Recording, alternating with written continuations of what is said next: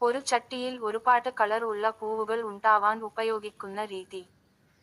A. Budding. B. Layering.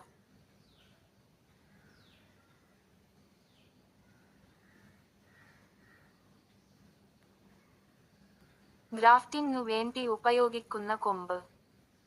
A. Root stock. B. സയൻ.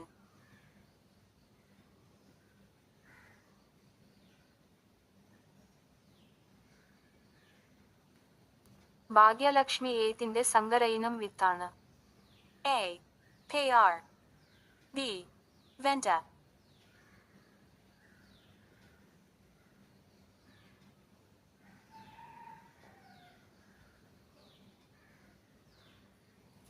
ഹരിത വിപ്ലവത്തിന്റെ പിതാവ്.